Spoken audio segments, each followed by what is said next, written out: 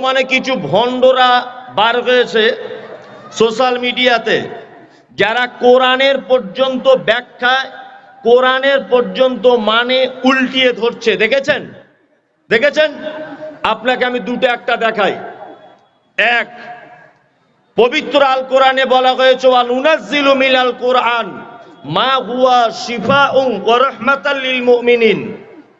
আল্লাহ তাআলা বলছেন পবিত্র আল কোরআনে এমন কিছু আমি অবতীর্ণ করেছি যেটা মোমেনদের জন্য, মানুষদের জন্য শিফা, আরোগ্য, আর মোমেনদের জন্য এটা করুণা।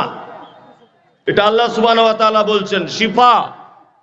এমন কিছু আবিষ্কার করেছি কোরআনে যেগুলো মানুষের অনেক রোগের প্রতিষেধক।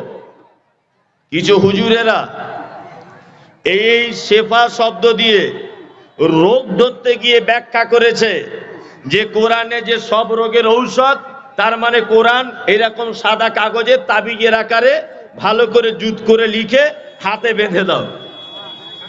কিছু হুজুরেরা ফতোয়া দিচ্ছে, দিচ্ছে না? দিচ্ছে, দিচ্ছে।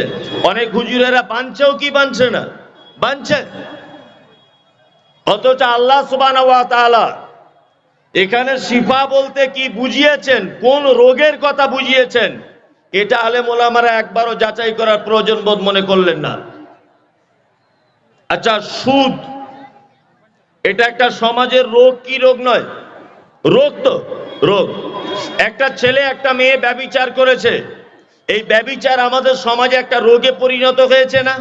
হয়েছে। ভাই ভাই জমি জায়গা নিয়ে মারামারি, এটা আমাদের সমাজে একটা রোগে পরিণত হয়েছে না? হয়েছে। আপনার ঘুষ, এটা সমাজে একটা রোগে পরিবর্তন হয়েছে কি হয়নি? হয়েছে।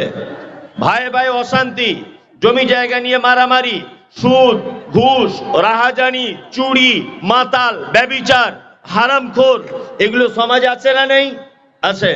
আল্লাহ সুবহানাহু ওয়া তাআলা বোঝাতে চেয়েছেন যে প্রত্যেক সমস্যার ঔষধ আমি পবিত্র আল কোরআনের ভিতরে দিয়ে দিয়েছি। কোন মানুষ যদি সুদ খায় তার কিভাবে চিকিৎসা করতে হবে কোরআন সেটা বলবে। পিতামাতার সঙ্গে কেউ যদি অসৎ ব্যবহার করে সেই বেটাকে কিভাবে চিকিৎসা করতে হবে এটা কোরআন মাজিদ বলেছে। কোরআন মাজিদ বলেছে অন্যের অর্থ আত্মসাৎ করে নেওয়া কত বড় পাপ, এটা কোরআন মাজিদ তার চিকিৎসা করে দিয়েছে। এই চিকিৎসার কথা আল্লাহ সুবহানাহু ওয়া তাআলা বলছেন।